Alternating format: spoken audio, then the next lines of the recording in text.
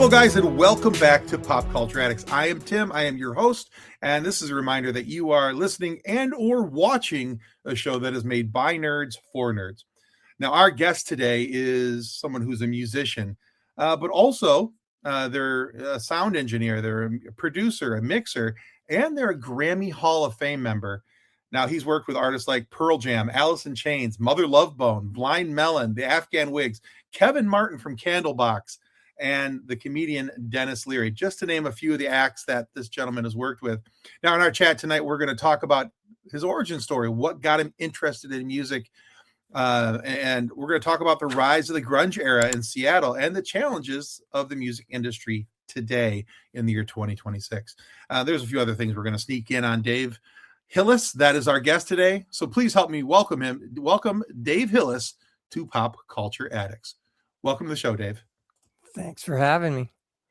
Yeah, I'm excited. So for those of you playing the home version of the game, this is actually round two. First time we tried doing this, I had so many technical difficulties. Dave was very gracious to allow us to reschedule, so I'm very, very glad about that. He started giving a really great answer to our first question, but unfortunately, my internet was so bad, it sounded like a broken Burger King speaker, and all I heard was, and it was really bad.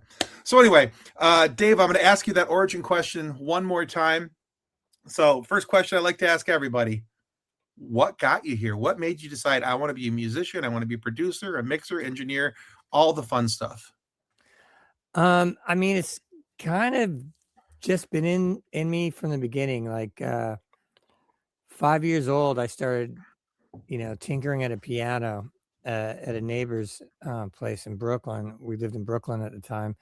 And, my family kind of noticed that. And I started getting gifts like toy guitars and little pianos. And then I just got totally into watching, those 70s TV shows, like, any kind of variety show, Sure. or even like the Banana Splits or HR Puffin stuff, anything with music, Yeah. Partridge Family, like anything to do with that. And that kind of thing. And then, just kind of started gravitating towards guitar because it just seemed exciting. It just seemed like the coolest thing. But I imagined myself playing everything, at that time. But when I was around 10, my family moved out to the Northwest, to the suburb of Seattle.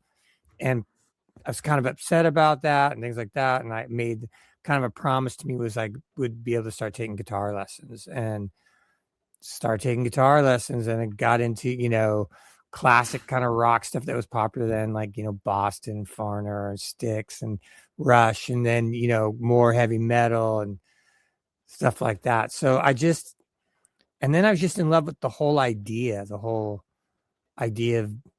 of being a rock star or a professional musician, being on TV, like just that whole thing.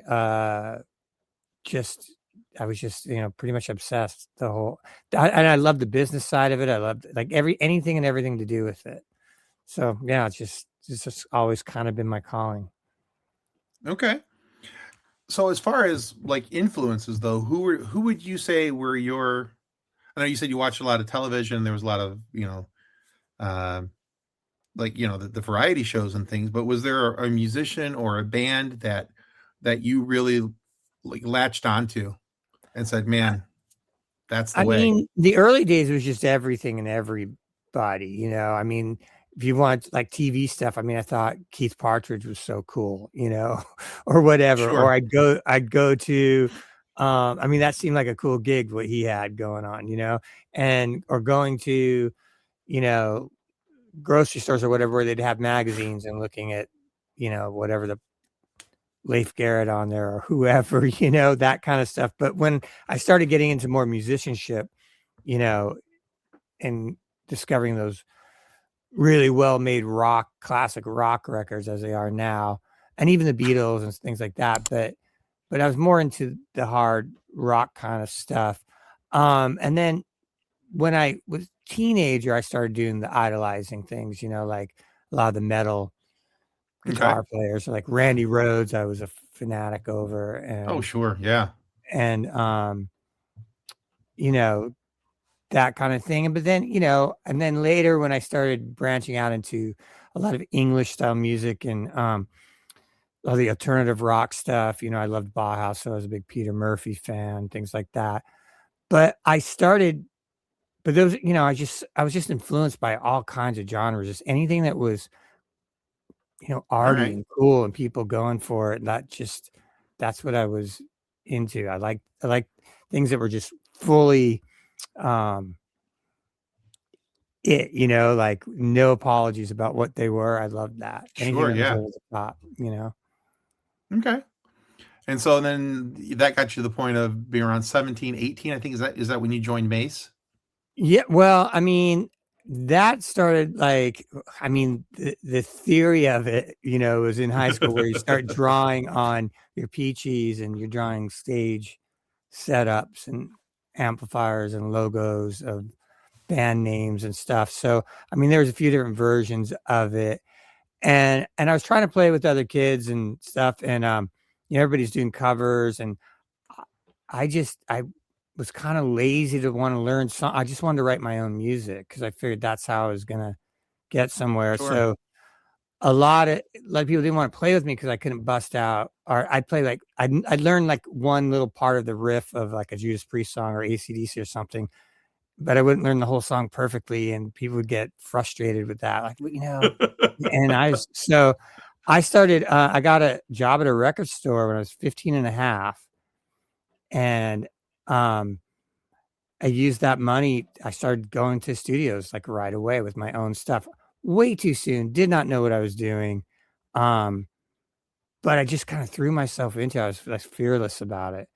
Right. And I think these older guys who owned the studio just kind of got a kick out of me and thought, you know, liked watching me going for. I was really ambitious, and you know, then I had a couple guys who stuck with me, and then I just started sending cassette tapes because I worked at a record store, so I'd see these back of the album covers, and a lot of independent stuff was coming out. So Yeah. I just started sending things. I just had that kind of go for it attitude, and I got a letter back from Metal Blade Records, which, if you were in the know, is like the label that broke like Slayer, Metallica, and all Mhm. those bands. And we got on a thing called Metal Massacre 5, which, you know, that's how you broke back then, was getting on these compilation records. And Okay. so when I got that letter, I was 17 and still in high school. And these guys who wouldn't play with me, and I got a response and said, "Would you like to be on this compilation?" And then from then on, I went, I can do this. Like my first Nice. outing. So yeah. And then that band ended up putting a couple of records out, and we did our own touring. And that was the era of fanzines. And we just Yeah.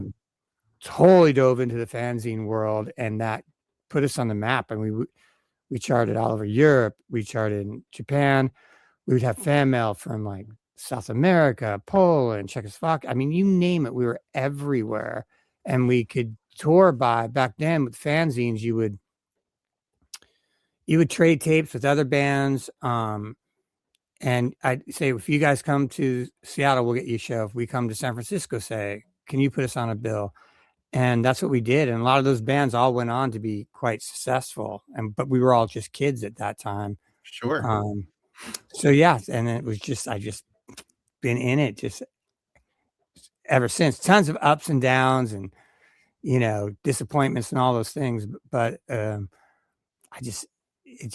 when I sometimes thought, oh, I'm done with this, you know, I'm just right back. Something else would happen. And so it's just been a lifelong thing. Sucks you right back in. That's what my joke was, man. Because there'd be times I'd be so mad, or different life times and eras where I'd be, you know, I'm done. And then I'd get an offer for something, or something would happen, and I'm like, oh. So I finally realized I'm always going to be doing this. Very cool. All right, let's skip ahead in your resume, say a little bit. Now, you worked at the infamous London Bridge Studios in one of the most musically iconic times in history. Obviously, it's during the rise and reign of grunge in the 90s. You worked with a lot of bands that were really coming of age at that time and kind of tipping the scales of where music was heading and what was going on with music. Did you understand at that moment that something special was happening in the music scene? Or do you, and how do you look back at those times now? First part of that question is no. I mean, I spent my whole time trying to get out of Seattle. I always thought, LA or New York or London or where, and I just want to be bigger than the local scene. I mean, that was just my goal. So I was always trying to do that. And I took for granted how much of a healthy scene we had in Seattle, but I'd already went to LA earlier on and saw that. Then I was involved, like going to San Francisco a lot, where that whole metal, thrash metal scene and punk rock thing was blowing up in the late 80s. And, seeing Metallica start out and all this. So I'd already kind of see scenes happening. I think I was almost numb to it and was happening so close in my hometown. I mean, I knew things were going on, but it wasn't necessarily benefiting me. And I wasn't really, I don't know, it was a chip on my shoulder, but I kind of had this attitude where, like, I was kind of avoiding Sub Pop, which was, the record label that was kind of known for grunge and things like that. Yes. But at the same time, I knew all the guys because everybody's musical chairs, everybody played or shared rehearsal rooms or at the same parties or whatever. We were all, everybody's trying to make it at one time or another. And everybody kind of came from a metal scene, sometime in their life. And they either then went into punk rock or went into whatever and it became that fusion and the sound that happened. But, still to this day, I mean, we didn't call it grunge. And like the only band I ever thought that kind of fit that was Mudhoney, maybe because they were kind of sounded grungy. But, I didn't think what Mother Love Bone was doing was anything like they basically got a term got hit by press and then it just blanketed everything. I mean, now it's like that. Now it's like it's blanketed even further. It doesn't matter. Like anything that's guitar rock that was in the 90s seems to get tagged as grunge. If you look at any Instagram, they just has to be 90s and a guitar band and it's grunge. So, that was different. Wrong. Yeah. And so, I mean, for me then, I knew we had I knew stuff was going on, but kind of took it for granted because I saw it kind of growing. And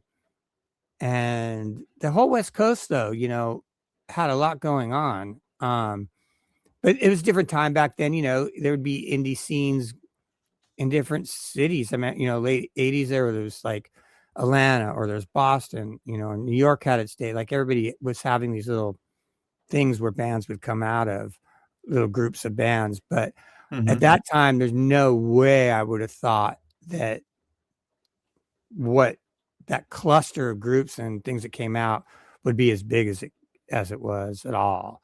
By the time, Pearl Jam was doing their record, you got to remember they already like lost their deal with Mother Love Bone because Andy had died, the singer had died and all that. I mean, I kind of thought this was like a lucky second chance and like, I'm happy that they get to make another record. I never would have thought it was going to be successful. And I think the Alice in Chains thing was surprising. I think that was a big surprise just because they're really the first ones to get that major label behind them and push them. And I knew those guys. Like Lane used to work at the rehearsal studio where my band rehearsed, and he used to open our doors for us. And like, he was the guy who keyed our door for us and opened our door and let us in. He would hang out to watch us because we were playing in San Francisco and Los Angeles and down the West Coast all the time. So to see the tables turn a little bit on me I was kind of like, wait, what's going on here?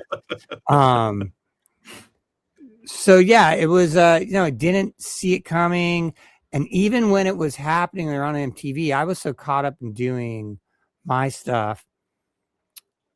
In studio life, you're in the studio all the time, and I was trying to do my own things on the side, and I had regular life stuff going on. So, and I wasn't really ready to accept, it just seemed surreal. And it was years later, really, before I started accepting it.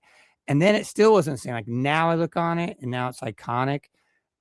I have a much different relationship with it now and understanding of it, and I value it more. But for a long time, I just didn't even, it just wasn't important to me because I was so trying to do other stuff. And I never really felt like, for me at that time, even though I worked hard on those records and what I did and on all those, it wasn't my record. So I always, being an engineer and a producer and things like that. Well, when I started producing more, I felt more part of things. But, at the time, I felt like I was just doing this so I could get to what I wanted to do artistically. But I just so happened to work on some really great records. No, I think that's a very fair response. Especially if you're, and I think for some of the younger folks who are going to watch this, what they may not have an understanding of is that back in the 90s, we were not as plugged into everyday life and what was happening right then, right now. It would take a little while for things to kind of navigate and drift across the country. That's exactly it. Yeah. So the rise of the grunge movement and the bands that were being tagged as grunge, even though they weren't grunge, like I'll use a perfect example. I don't think so for those of you who don't know, I met Dave through a post on Instagram about a Candlebox record, because it's one of my favorites, and Candlebox and Kevin Martin, the lead singer of Candlebox, has always been one of my favorite vocalists. Kevin can sing just about anything. I think he could sing anything. Can. And I would sit there and just giddily sit there and listen to him sing it. I've seen him a couple times live and never walked away disappointed. The man puts on a show, with not only on stage, but vocals as well. Anyway, I told you all that to tell you this. But we were talking, one of the points that I think I made in the post was that I never felt that they were a grunge band. I never felt that. I just thought they were a good rock band. They were, I didn't think that, I always felt with Candlebox, and I always felt with, like you mentioned, Mother Love Bone. I saw somebody else try to squeeze Collective Soul into the grunge tag the other day. It never seems. I'm like, no. Yeah. I'm like, no, these guys weren't grunge. They were just good rock bands. Yeah. And there's nothing wrong with being a good rock band. But put a tag on them. I'm pretty good friends with the Candlebox guys, and Pete was in a band with me before Candlebox, for a little bit. And Pete is not a grunge guy. Like, he is classic rock and roll. Right. Straight up, no filler. Like, that's what, he's a classic rock kind of guy. Pink Floyd, he loves Pink Floyd. Sure. Yeah, those guys, I mean, like I said, that just became, once everything's major labels and money and corporate, and then marketing, and then it just starts falling in on itself, and MTV, then, it's just, and as the years gone by, like I say, it just more and more. But yeah, it was, and, the Seattle scene in particular was so diverse. There's a lot of punk rock influence. The east side, what we called the east side over the Lake Washington, which would be Bellevue area, that was like the metal side of town. The west is Seattle, downtown Seattle is punk rock. The suburbs were metal, like where I came from too, but we would be mixing it with punk rock and metal. The north and the south, like there was all these different things. And then, of course, before that was really hitting, you definitely had that downtown Seattle, even in the 80s, early punk rock influenced stuff. Even Duff McKagan came from that. It went down to do Guns N' Roses and everything. But there, where if you were a young kid, late 80s, like I say, a Mike McCready and us, and stuff, we were looking at towards LA too, where a lot of that hair metal stuff was coming out of. So, and that's what you thought you had to do. So everybody was drawing from everything. Everybody was trying to find their sound, even with Alice from the first record to Dirt, how much they changed, and that was influenced by them. It was a big change between those two. Yeah, I mean, a lot of it had to do with the producer who did both records, but I could get into that later. But it's also because then Lane really started getting into Slayer and the more heavier stuff because they went on tour with different things, and their personalities changed and grew from that first year of touring. And leaving the Seattle area and when they got a lot of crap for being metal, and because then Nirvana and some of that other stuff from Sub Pop stuff was coming up, and shows were getting mixed and we got it all the time when bands I played in, where you'd have a metal and a punk band at St. Bill's, and you'd have all this crossover, but people weren't really accepting it yet. It was in the process of being that. But then once things became commercially viable, it just, then the doors were just wide open, and became a different animal at that point. Yeah, no, I can see that. Once the big engine sees dollar signs, they're gonna push and point in that direction for sure. Yeah, and there's going to be fuel, resources for the bands to get better and make real records and hire real people and go into real studios and have the time to do it. It just becomes a bigger, artistic venture at that point, and they have more room to do that. And like even with Pearl Jam, I think they learned so much from the Love Bone record and losing it. I mean, I remember like Stone and them really wanting to make a timeless record. They were like, they kind of got their taste of getting a deal and that kind of excitement and the rock starism. And then it was more like, they kind of got the reality of it all. They got the finances. Right. They saw how easy it was to get a lot of money and blow through it. And so they were a lot more careful on the second record, or which would be their first record. I mean, but in their that's technically the second. Yeah, I get it. Stuff. So, that there was just, so one thing for me that was cool is I got to witness all this, and I got to witness things from both sides of the glass, I used to like to say. Because I was cool. In bands and I knew the band scene, but I was in studios early on, and then all of a sudden I was thrown in at a level where I'm working with a producer like Rick Parasher, who was hard to work for, and seriously trained classical pianist and musician and engineer. And then I started seeing how the business was working and how studios, the money of that. And I was already familiar with the record side of it, working in record stores and being a record bar. So I really got my master's in the whole, how the system worked. And then I got my own major label deal and publishing deal and things. And I went in kind of knowing how to play the game a little bit better by that point for me. But, but that can go. So I still went, you still can fall victim to that machine. For sure. All right. Well, that's actually a really nice lead into my next question for you, because,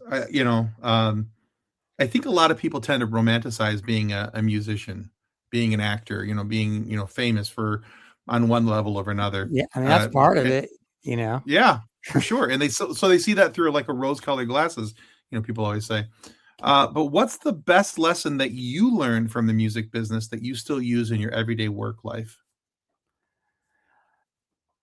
Interesting. I'd say there's, numerous, but I think as in later in life, like nowadays, as I get older and stuff, it's that, like when I look back, like when my record deal was over and lost our major label deal, and then I went back into production, and then I had some success again and overseas, and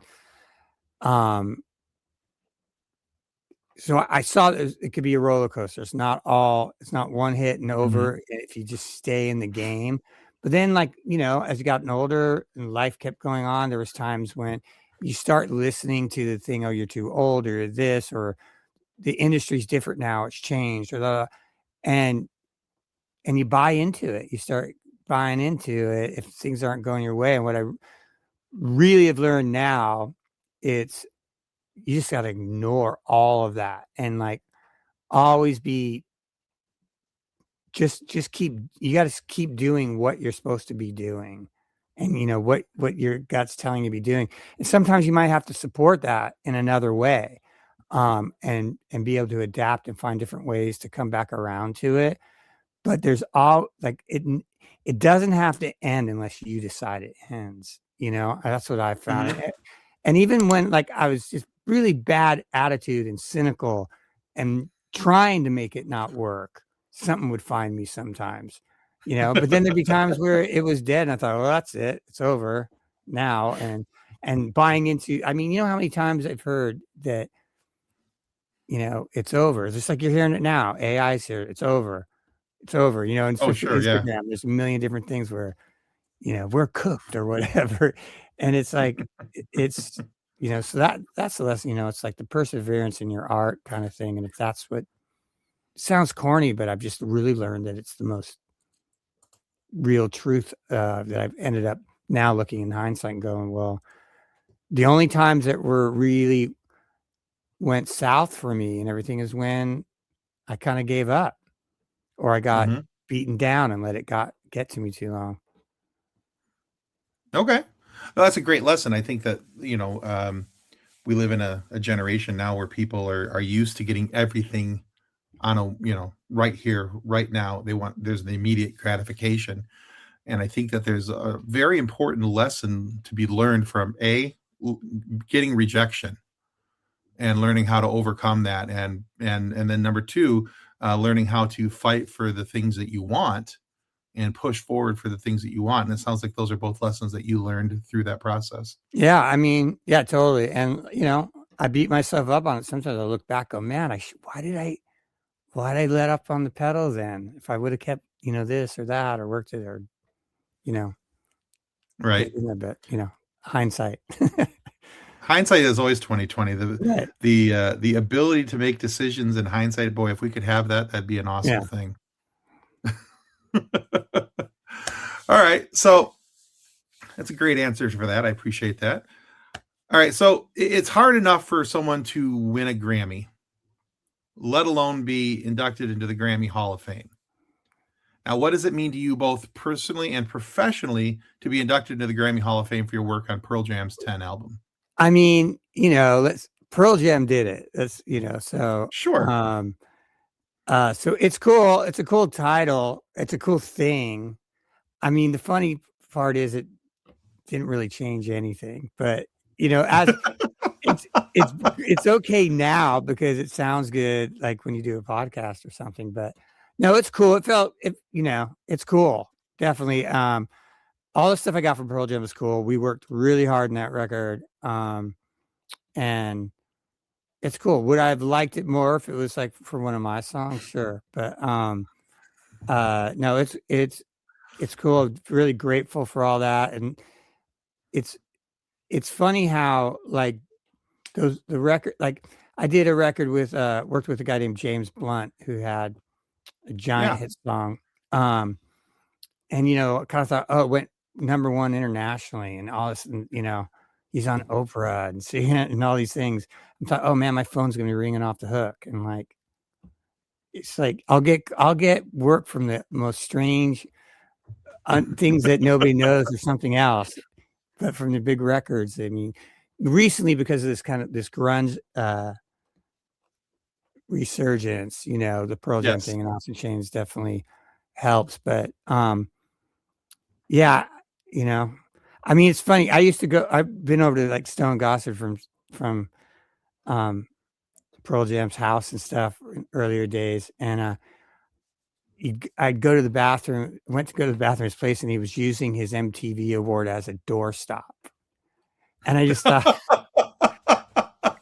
I just thought, wow, that's so disrespectful. Like, what, but I guess I kind of saw like at his point, it just didn't mean anything at that point. Because it was becoming so silly to them or something. But no, it's cool. It makes your family more proud, I guess, than anything, Right. Look, Mom and Dad, I did do something. Yeah. I won this. I tell you, I have a funny story about that. I was moving or something and I had to store some things at my mother's house. And my mother's very Brooklyn and just hardcore about everything. And she wouldn't give it up for anything. And I had things. I had my platinum records and the Pearl Jam 13 times platinum plaque and all that stuff. And she goes, "What's that?" And I go, that's the Pearl Jam, multi-platinum award." And she's going, "Do they know you have that?" And I'm like, "It was presented to me. It's mine." and she's like, because she's like, thought I stole it or something from them, or like, why, and then she goes, well, is it real platinum? Can you cash it? Can you take it to the bank? I'm like, it's an award, it's a plaque, and she goes, well, if you can't take it to the bank, then, and she just kind of like, we're done here. it's kind of like, wow, I really thought I might be able to, that might have caught her eye and be impressive. So it's all what you make it out to be, I guess. No, that's a fair answer. I think, it's the old saying, beauty's in the eye of the beholder. And I think that, kind of, if you're going to hang your hat on something where, for somebody else to know your level of accomplishment, I think that's one heck of a hat hanger right there. But, right. Maybe not use it for a doorstop. You can use it for a hat hanger, put it up on the wall. Right. Put your ball caps on it. It'll be fine. It's funny too, because Program 10 went diamond, so which is over 10 million sales. Mm-hmm. And so there's a specific diamond award you get, but I don't know, nobody's calling me up to tell me to, pick it up or anything. And Tim Palmer, who mixed the record, fantastic. His resume is insane. How great he is, but we're friends, and I follow him online, and he had a diamond award. I go, oh man, that's so cool. I just commented on it, that it was cool. And he goes, don't you have one? And I'm like, no. What do you mean? He goes, well, you should have one. You freaking engineered the record. And I'm like, oh, I know. And he goes, just here. And then like he hooked me up so I could get one. And I finally got one. Oh, that's cool. So that was cool because it's different. You don't see those too often. No. But but that's, that's the funniness of it all. It's like, you don't, like when even the platinum records, they would get sent to the studio. So to be the studio at London Bridge, they'd have these real big fancy ones because of labels, but they weren't sending them to us. You had to ask for your personal one and then go through a whole process. But anyway. All right. Well, let me ask you this, because this is just a question that kind of popped in my head. And you were talking about, the different things that are being done on an album to make like an album like Pearl Jam's 10 come to life. There's an engineer, there's a sound producer, there's mixer, there's all these different things. So other than being a musician, what is the hat that you wear in the studio that you feel most productive with, or you're in the pocket with the band? Well, I mean, I think, what I do now as compared to there, I was working under a producer. So I was an engineer along with him, and he used me a lot in a non-technical way too, because I was a band guy, and I actually knew those guys in that context. So, and he wasn't really that socially he didn't work that way. He was more standoffish and aloof, and he used me as a communication tool because I could talk to them like band guys, guitar players. Okay. You know what I mean? I was that midway guy. I could be, keep the cool factor going and all that kind of stuff. But technically it was like, you're running the console and the tape back then, the tape machine. And it was a lot more pressure and a lot, you had to be on all the time for long amounts of hours, because it wasn't like we had Pro Tools and a computer setup where there's a delete button or save or any of that. We're running mechanical machine, tape machine that's can be finicky. Yeah. And, the consoles were vintage consoles even then. And, temperamental, and you're constantly moving modules around because one wouldn't be working. And, it was just way more, tactile in the sense that it is now with computers. And there's always, a lot of things go wrong. Trying to get the sounds right. It was just a lot of that, making sure everything's working and being recorded properly to tape, because getting things onto tape properly was a thing. You had to watch your levels. You had to do all these things. So a lot of technical skill while being musical at the same time. And also with running like a tape machine, when you're punching in or doing like vocals with Eddie, it would be just me and him. And in the studio, a lot of times everybody, like when we got to doing vocals mainly and all the basic tracks were done, everybody would kind of go home and it would just be me and Eddie through the night. And then Rick would come in the morning and hear what we did. I had things starred or checked, like good take here or whatever. And a lot of that, though, when you're like punching somebody in, meaning, you know, like they want to come in and fix a line or whatever, you know, your timing and where you don't want to punch in over a line they did or a word or a syllable. And then you've lost that take and it was one of their best takes. So you just had to be on all the time. And, you know, if it's a rhythmic thing, you got to be in and out like that. It was really, and if you have a producer over your shoulder and everybody in the room watching and you screw up, it's all on you. If you didn't get that take, if there's distortion on it, it's on you. So it was like, it wasn't fun, you know, it was work. And then on top of it, I'm opening the studio and closing the studio and everything that goes along with that. So Sure. There's that, you know, nowadays it's a different workflow, which could argue why records aren't as good as they used to be, maybe. But I think now what behooves me from all those experiences and being a writer and a,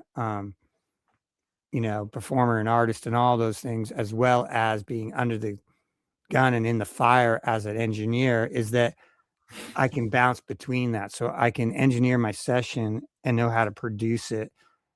And before I even go in the studio, I do lots of pre-production, making sure picking the right song, making the songs are the right songs that we should be doing, how they're arranged,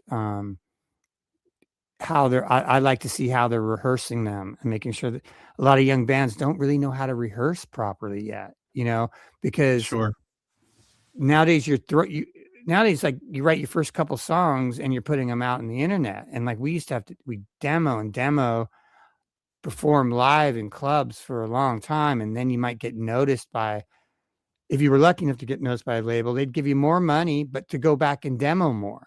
By the time you're making a record, you know, you're pretty studio savvy and, you know what's going on and it's not so much like that. And, so I find myself working with new bands. I like to get in, like they're gung ho to start recording. I'm like, we got to start before that, you know, and it's, but it's fun for me now because now I'm working with, you know, teenagers or young 20-year kids and like being able to do that and seeing them grow. It's like, you know, now it feels cool. But at the same time, you'll get these expectations of people will, you know, they want to sound like Pearl Jam or Alice in Chains or something out of the gate. And I'm like, you don't realize all that was done before that. And the fact by the time they were doing it, we had the money and the budget and the time. You know, these records weren't done in a day or two, you know.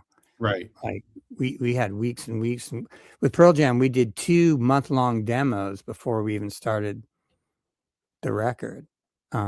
Interesting. And they were used to already making, you know, Jeff and Stone were pretty well. They're pretty savvy at that point, weren't they? At that point. So yeah. And you know, I've been and the fact that I've watched guys like Chris Cornell and Jerry Cantrell and Pearl Jam guys or James Blunt work on a song right from the piano to everybody in between that I've worked with, seeing that and being in the room and knowing that and how it goes down from being nobody to where it moves people's lives. I can bring that into a project and nice and do that. So it just took this long to get to that point. Well, I think that goes back to the whole hindsight is 2020. Right. You're able to use those previous experiences to make future ones better. Okay. So I know that you're doing a lot of producing right now. You advertise a lot for young bands who are and young performers who are looking to have somebody help them out, and you're offering your services. So what are a few projects that you're working on that you can talk about? Well, I'll tell you why it's happening too, because for a while I was kind of staying away from things that were like the Seattle sound and stuff. I wanted to do other things. Mm-hmm. And then the last couple of years, this resurgence, I'm just happy seeing young people playing in bands. And then with Instagram and TikTok and everything and all these things I did started to become popular again. And people reach out. I just said, I'm going to own this now. Just stop, Absolutely. Yeah. And so I have, and it's been really rewarding, like, all right, I can maybe have a whole new generation of humans playing music that I might be able to help. So, but yeah, I did a band called Identity Crisis this last summer who got signed, and their record just came out. Okay. They got a huge Instagram following already. And then I've got a couple, this year into next year, I've got a number of younger bands coming out. I'd hate to say the names now because they're all so new. That's and fair. Stuff. But always just if you follow my Instagram, I'll be announcing those. But I've been lucky enough to have, from all over Texas, New York,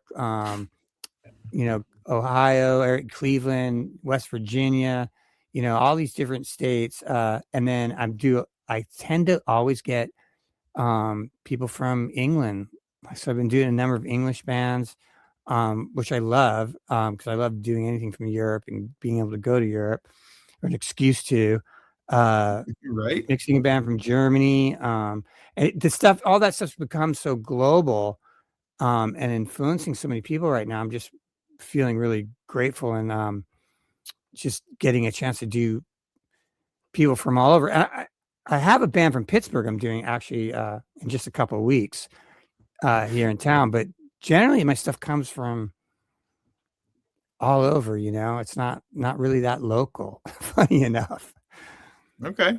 I've had two bands fly over from England to record here with me in Pittsburgh. So Nice. a lot of times I'll want to go there and they're like, no, they want to come to America. That's changing a little bit with the geopolitical stuff going on. But understood. Yeah. But yeah, for like last couple of years, I try to talk my way into getting over there or do somewhere else. No, we want to come. I'll come to you. It'll be fine. Yeah. I'm like, all right. And it's fun because they're usually their first time in America or whatever. And I always have to remind them, you're not going to LA or New York. You're coming to Pittsburgh. So don't get your hopes up too high. Pittsburgh's a great place. I'm just saying I can imagine what they're thinking in their head of America. Oh, sure. Yeah. No, absolutely. All right. Well, Dave, up to this point, you have answered all of our questions admirably. You've done very well. All right. So I have one question left for you. Well, two questions, but the first question is what we like to call our silly question. All right. And it's really not all that silly. The premise behind this, just for kicks and giggles' sake, one of our team members here at Pop Culture Addicts was out with her daughter, and they asked her daughter this question, but not her. And she thought, well, how rude. You should always be asked this question.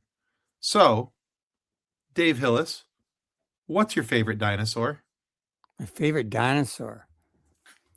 Oh, man, I'm not a good dinosaur guy. I like the, what is it, pterodactyl? Yeah. Yeah, I'd have to say that. And I can see why a kid would think that is an appropriate question. Yeah, absolutely. So it was just one of those things where she was like, the mom was like, why didn't I get asked? I like dinosaurs. I could answer that. Especially because her daughter was going through such a dinosaur phase at that time. Yeah. She was really into I don't know what it is with the dinosaur phase. I had a bit of it too. I remember I was in New York and we'd go to the Museum of Natural History and that big dinosaur thing. Mm-hmm. It's right out of Catcher in the Rye scene. All right. Well, Dave, thank you so much for being on Pop Culture Addicts today. Where can our listeners and viewers go to find out more about your work and what you've got going on and coming up? Yeah, I think the best way is my Instagram, Dave Hillis Music. I have new things coming out music-wise and a new website that's launched. I took down my old one to rebuild it, be more up to date. But basically, I'm just posting everything on there, and people are finding me, and whatever else I do through that seems to be working. So yeah, I appreciate the follow on Instagram. Yeah, absolutely. And I'll make sure that we link that in the show notes down below so that people can give you a follow on Instagram and check out what you've got going on. Okay. Well, guys, this seems like a prime opportunity to remind you that subscribing to Pop Culture Addicts is the most amazing free thing that you can do today. It really helps us out a ton, helps us get more amazing guests like Dave Hillis here to have this great conversation with today. And so we ask that you give us a follow on Facebook and YouTube and Instagram. It's all really on YouTube primarily. I mean, if we're being honest, that's 100% free. It costs you nothing, and you get great alerts for all the interviews and live shows and all the other fun stuff that we do. So give us a follow. It helps out more than we can really say. And be sure to check out Dave's work as well, because he's going to have some cool bands coming up. And if you're in the music scene and you like music and what's going on, here's a guy who's been there, done that, and is helping the new guys figure out how to been there, done that as well. So on behalf of Dave Hillis and Pop Culture Addicts, thank you for listening and or watching today. And may the force be with you as you continue to live long and prosper. Goodbye. Reference to any specific product or entity mentioned on this podcast does not constitute an endorsement or recommendation by Pop Culture Addicts. The views expressed by guests are their own, and their appearance on the program does not imply an endorsement of them or any entity they represent. If you have questions about this disclaimer, please contact us via email at info@pcapod.com.